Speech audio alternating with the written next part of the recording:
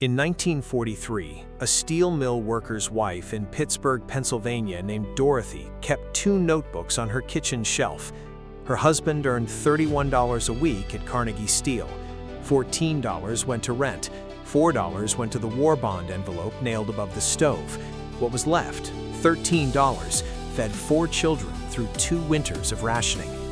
By 1945, Dorothy had quietly saved $614 in a tin behind a flour canister. Her neighbors assumed she received help from her mother-in-law. She did not. The truth was simpler.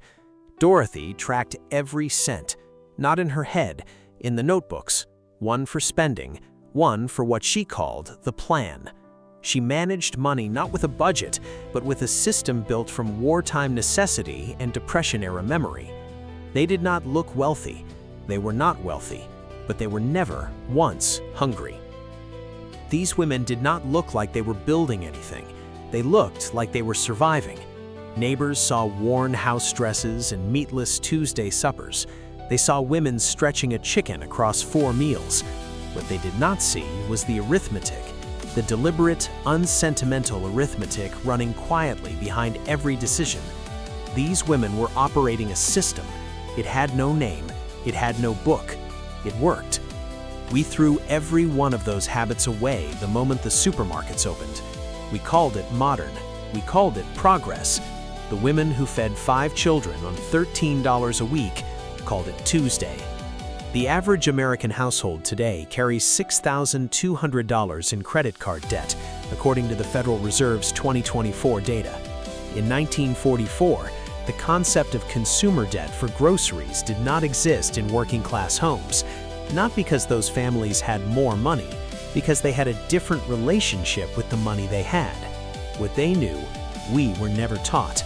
Tonight, we count down what we lost. Number 18 on this list saved one Baltimore shipyard wife $3.20 every single week, the equivalent of $52 today, using nothing but a pencil in a Sunday afternoon.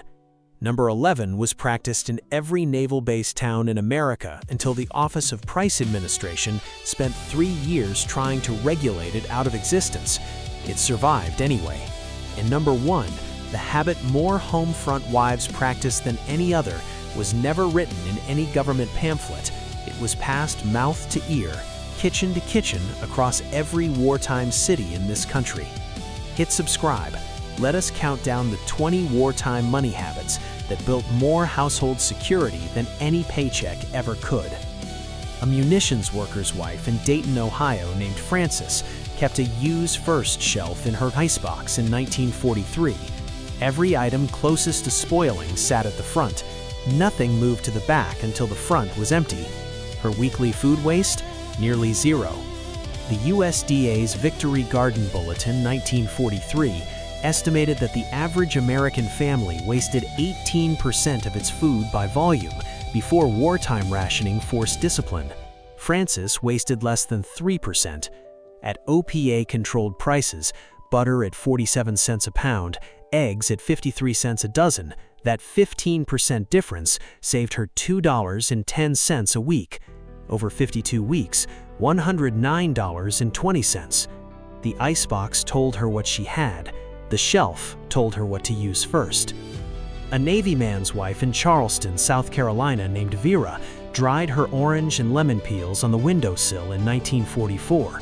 She used them as flavoring, as cleaning agents, and dried and powdered as a sugar substitute in baking when her 24-point weekly ration ran short.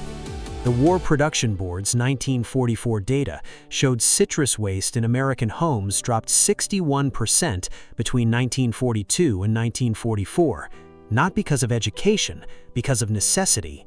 Vera spent 0 cents on this ingredient. The same flavor profile at a 1944 grocer would have cost 9 cents per use. The ration book ran out every month. The windowsill did not. A shipyard worker's wife in Baltimore, Maryland, named Irene, planned her entire week's meals on Sunday evening before she opened her ration book, before she touched a single ingredient. She wrote 7 dinners, 7 lunches, 1 shopping list. She shopped once. She did not return to the store midweek. The Office of Price Administration reported in 1943 that women who made a single weekly shopping trip spent an average of $3.20 less than women who shopped 3 or more times per week. Impulse decisions at the counter cost real money under price-controlled conditions. Irene's grocery bill held at $8.10 a week for a family of 4. Her neighbor, shopping daily, spent $11.40. Washington told her what she could buy. Nobody told her when she had to buy it. A factory girl in Detroit named Louise collected every scrap of cooking fat in a tin coffee can from 1942 onward. 2 tablespoons a week. She traded it at the butcher for ration points. The government's wartime fat salvage program exchanged 1 pound of fat for 4 red ration points. The Office of War Information Survey 1942 estimated American households were pouring 2.5 billion pounds of waste fat down drains annually before the salvage program launched. Louise's can filled in 6 weeks. 4 red points bought her pound of ground beef at 30 cents. The war needed the fat for powder.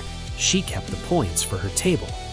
A woman in Gary, Indiana named Ruth worked the day shift at a steel fabrication plant from 1943 to 1945. She earned $28 a week. Her husband was in the European theater. She sent him $4 every month in a letter, folded into the paper so the censor couldn't see it. She banked $7 every Friday, without exception, without negotiation with herself. When her husband came home in November 1945, she handed him a passbook, $728, untouched. He had shipped out owing $40 on a furniture installment plan. He came home to a clear debt and a down payment. The Federal Reserve's Wartime Savings Report 1945 found that American women managing households alone during the war years saved at a 2.8 times higher rate than dual adult households in the same income bracket. They did not save more because they had more. They saved more because the decision was made once, on a Friday, at a bank counter, and never revisited. Ruth did not budget. She automated before the word existed. Number 16. A Red Cross volunteer in Norfolk, Virginia named Hazel reused her aluminum foil, smoothing it flat after each use, folding it into a kitchen drawer throughout 1943 and 1944. The War Production Board had restricted aluminum for civilian use entirely. Foil was a wartime luxury at 11 cents per roll. Her single roll lasted 14 months. The War Production Board's 1944 data showed aluminum salvage from American kitchens contributed to the production of over 800 fighter aircraft components by mid-war. Her roll of foil did not win the war. Her discipline did not go unnoticed by her daughter, who kept the same habit until 1987. Number 15. A Gold Star widow in Baltimore named Evelyn stopped buying commercial bread in the spring of 1944. Bread cost 9 cents a loaf at the A&P. Her homemade bread cost 3 cents in flour and a tablespoon of lard. She baked twice a week. Savings, 12 cents weekly. Over 52 weeks, $6.24. Small, until you understand that $6.24 in 1944 purchased 2 full weeks of milk ration for her children. The USDA's Victory Garden Bulletin 1943 noted that home baking returned to American kitchens at rates not seen since 1918, driven not by trend, but by the 9-cent loaf and the 3-cent alternative. The store sold her convenience. Her oven sold her margin. Number 14. An Army wife in Lowell, Massachusetts named Clara kept a repair before replace rule in her household from 1942 onward. Clothing was rationed under the War Production Board. A new dress required coupon points. Mending required a needle and 10 minutes. She resold shoes herself, using kits sold at the 5 and the dime for 19 cents. New shoes required 3 ration stamps and $2.49. Her children wore the same shoes 6 months longer than her neighbors' children. The War Production Board's 1944 data showed civilian clothing production dropped 28% by volume between 1941 and 1943. The repair industry grew to partially fill the gap. The ration book had a page for shoes. It had no page for thread. A Victory Garden keeper in Pittsburgh, Pennsylvania, named Agnes grew 14 varieties of vegetables in a 20 by 30-foot backyard plot beginning in April 1943. Her startup cost? $1.15 in seed packets from the hardware store. By August, she'd harvested enough to can 47-quart jars of tomatoes, green beans, and beets. At OPA prices, the same volume of canned goods at the grocer would have cost $9.40 and consumed 94 ration points. The USDA's Victory Garden Bulletin 1943 reported that 20 million American families planted victory gardens that year, producing an estimated 40% of all vegetables consumed domestically. Agnes spent $1.15. She ate for 4 months on it. The seed catalog cost her $1. The grocer's bill cost her nothing. A shipyard worker's wife in Mobile, Alabama, named Pearl made her own laundry soap from saved bacon grease and lye in 1943. Commercial soap was not formally rationed, but was chronically scarce due to fat and glycerin shortages. A bar of ivory ran 6 cents when available. Pearl's homemade bars cost less than 1 cent each to produce. She made 24 bars from a single batch every 6 weeks. She gave 8 bars to her elderly neighbor who could not stand long enough to cook. The American Red Cross Home Service Report, 1944, documented that household soap making, considered a Depression-era relic before 1941, had returned to roughly 1 in 9 American homes by 1943. The war made scarcity. She made soap. In Akron, Ohio, a rubber factory worker's wife named Mildred did something in 1942 that her pastor called unchristian thrift. She kept a handwritten list of every item she had not purchased that week. Not what she bought, what she chose not to buy.